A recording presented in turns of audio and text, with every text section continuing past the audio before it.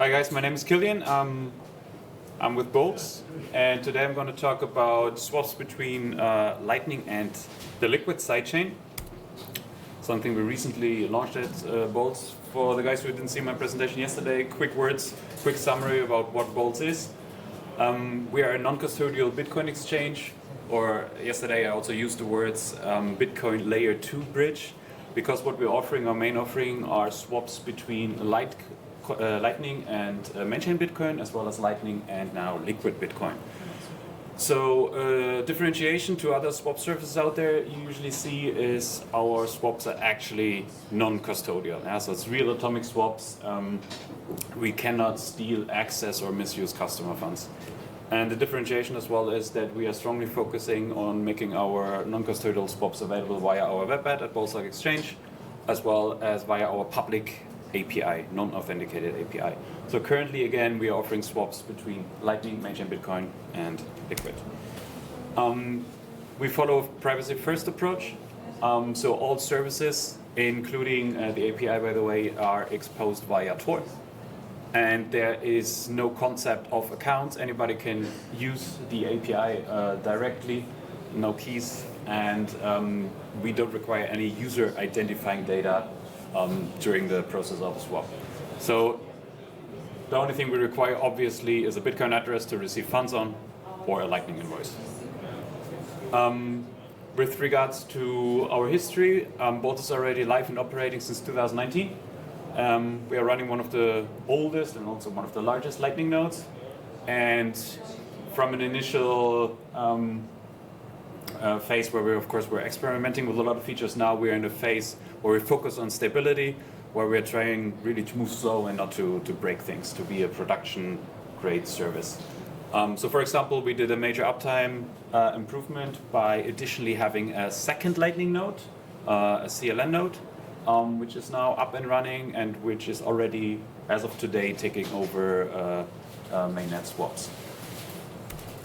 Who uses Boltz? Who are typical users? Lightning node operators, obviously, to rebalance channels. That's the main use case for the type of swaps we are offering, and is also is especially useful for liquid swaps. This was the reason why we started liquid swaps in the first place. We also have an advanced feature to get a new channel, but that's currently disabled. We'll relaunch it soon in a different way. We are serving, for example, Lightning wallet users to Lightning-only wallet users, for example, Phoenix or Breeze. So if you want to send to a Bitcoin address from a Lightning wallet, you can use our service to actually swap from Lightning to chain and pay a regular Bitcoin address. Vice versa, chain-only wallets. So all these, probably hundreds of existing regular Bitcoin wallets that are out there, they can use our service to actually be able to pay Lightning invoices. And a new breed of wallets that I talked about yesterday, something like Blockstream's Green or Wallby, we saw a presentation earlier today, that have a clear distinction between Bitcoin layers to allow them actually to move Bitcoins, or the users to move Bitcoins directly between the layers, or receive and pay from Lightning if they don't have a Lightning or main-chain integration yet. And in general, do more with your Bitcoin. So if there is financial app, something like Fuji.money on Liquid you want to use, you can use our swaps. Actually in Fuji it's directly integrated. You pay a Lightning invoice and then you receive Liquid Bitcoin directly in Fuji. All right, let's start. Today is a little bit more technical, so I want to talk about what are atomic swaps and how do they work in our case. So in general, sorry for the text, try to explain it as simple as possible. An atomic swap is a way to exchange coins that is secured by cryptography in a way that none of the two parties can cheat on each other. Meaning a swap only executes if both transactions execute. So eliminating the situation where only one transaction goes through, I send coins to an exchange but I get nothing back. This is not possible with atomic swaps. And on a technical level, this is done by the both transactions of a swap using the same so-called hash. Many definitions say atomic swaps are peer-to-peer or have to be cross-chain. That's not the exact definition. It is simply as simple as both transactions have to execute at the same time. There's no way that only one transaction executes. That's the definition of an atomic swap. Very important for us as a swap provider. Also from a regulatory standpoint in the future, we believe this becomes more and more important, is we are never controlling customer funds. So not even a split second, somewhere in the middle. That's very important because it puts you in a different category for regulators. All right, atomic swaps. We are right now offering a specific type of atomic swaps called submarine swaps, coined by Alex Bosworth. There are two directions of a submarine swap. One is from the chain to lightning. It's called a normal submarine swap. And the other one is from lightning to the chain, which is called a reverse submarine swap. Let's walk through the flow of a normal submarine swap, meaning from, in our case, liquid to lightning. User starts by wanting to send or swap 0.1 Bitcoin for lightning Bitcoin. There's a fee, boltz fee. That's why the user will end up with 0.099 lightning Bitcoin. Usually done, and this is where most swaps are actually initiated via our web app at boltz.exchange. So you just punch in 0.1 Bitcoin in the upper field, and then you see exactly the receiving amount on lightning that you will get, and it will transparently show the fees that are involved in it. So the user starts by creating a lightning invoice for the 0.099 lightning Bitcoin. And then boltz takes the pre-image hash of the invoice and creates a so-called redeem script in order to derive a liquid address. And then shows this liquid address to the user and say, please send 0.LBTC to this address. The user does that. Boltz waits for one confirmation. That's something we will probably see across the ecosystem in the future. There will not, I don't think there will be zero-conf services anymore in the future. You always wait for one confirmation, which in the case of Liquid it's pretty decent because Liquid has 1 minute block times. So we wait for 1 minute. And once the user transaction was confirmed, boltz pays the 0.099 lightning Bitcoin invoice. And because of this, and this is the important part, the pre-image, the underlying pre-image gets revealed.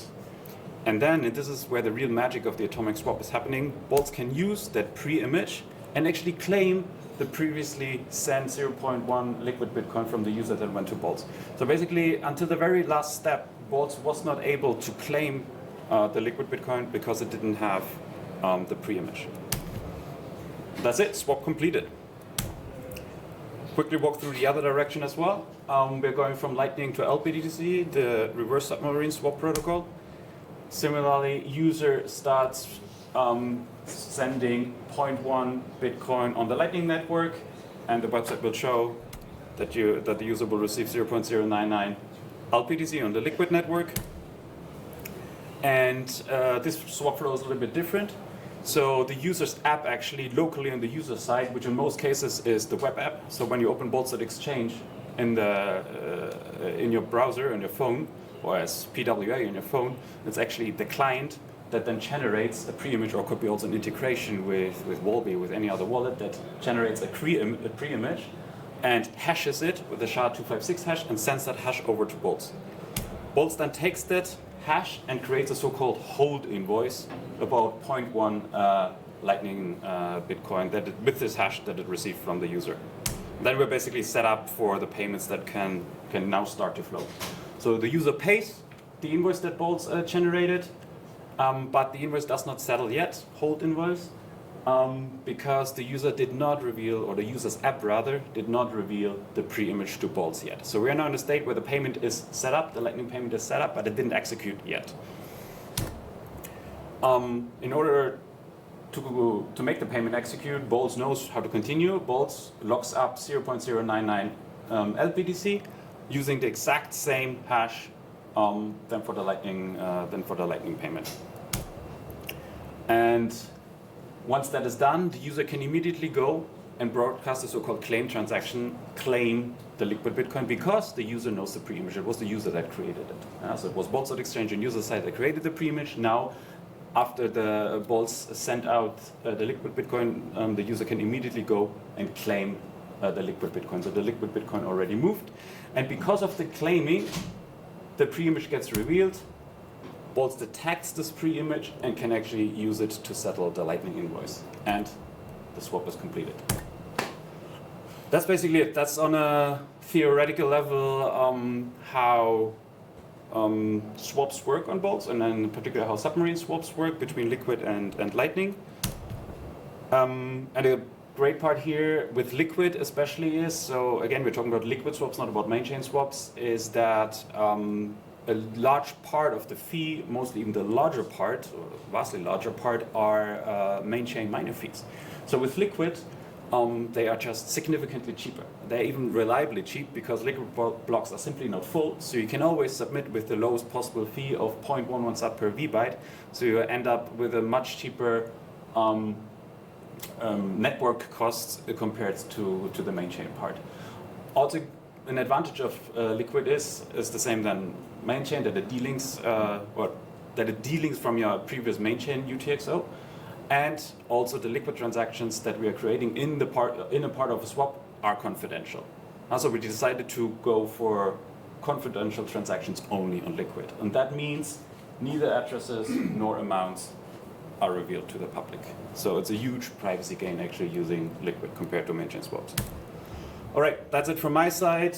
Quick handy link if you want more resources about us, GitHub, blog, docs, it's all available under either boltz.exchange or bol.tz. And now I'm handing over to Michael. And I'm going to do a quick demo. Yes. Exactly, all done. So we have the site open. Hopefully the internet works. Or it does not. Get a hotspot, maybe, would be great. Either way, what I'm going to show is like do a swap on our site. Yeah, there it is. Nice. First of all, I'm going to need my liquid wallet. I'm going to open that one real quick. There it is. Liquid, my wallet, super secure pin. And we're going to swap from Lightning into liquid. Let's say, I don't know, a million Satoshis. Should be a million. And this is my RTL connected to my C Lightning node at home. And this is the channel I have directed to boltz, and the node is probably going to use that one to pay the invoice of boltz. And we're going to see that the channel balances move from my side to the remote side. And I'm going to have funds in my liquid wallet. But now it's loaded. Let's get the SegWit address real quick. Can I say one thing? So this is the typical use case that we see to create inbound liquidity. Right? So you're moving Lightning from the local side to the remote side of the channel to create inbound liquidity. You get liquid in return. Just give it my address, say create swap, get a Lightning invoice that I can just copy and pay with my node. Send payment. Transaction mempool, and the swap is done. It's as fast as that. And when we have a look at my channels now, we're gonna see that quite a bit of balance moved from my side to the other side of the channel, which means that I have inbound now, can receive on Lightning again, and the funds that I sent on Lightning, I got now in my Blockstream Green liquid wallet. And I don't know, it took like what, 5 seconds or something, and the process was completely trustless. Just works like that. Ready for the next swap already. And that's pretty much everything from us. We should show another direction. Another direction, sure, we can do that too. The other direction is going to take a little bit longer because we are waiting for a block on liquid, which is like a minute or two. But let's do, I don't know, 100,000 Satoshis. Creating an invoice. Copying it. 100,000. Why doesn't it let me do that? 1 second. Create invoice.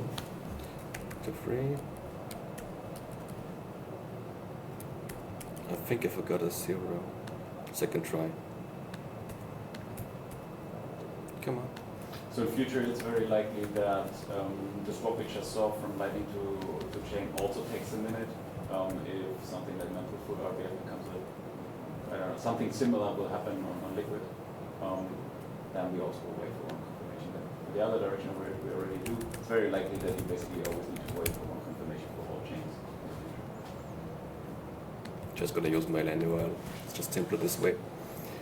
All right. Takes a little bit to fetch the invoice and make sure I can actually route to that. Fetch the denomination real quick to full BTC.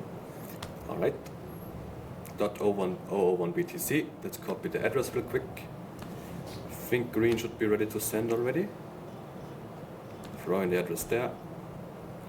Copy the amount. Punch it in here. Review. Looks about alright. Send it. Transaction sent in the green. Takes a little bit to broadcast it to the mempool. Now it says transaction in the mempool. You can have a look at that one in the block explorers. And by the time it confirms, like a minute or two, my invoice is getting paid.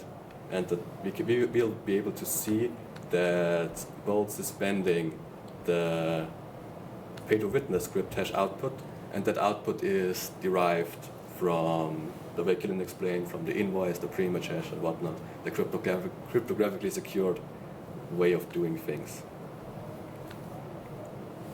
So technically the steps now are waiting for one confirmation, Paying the invoice, claiming it, and swap is it's done. usually that fast that the website just, because Lightning payments are that fast that the website Yep. updates and shows successful. Transaction claimed, which means swap was successful. And if you check my RTL now, I'm gonna have the invoice be paid. Yep. Hold on, where is it? This one it is.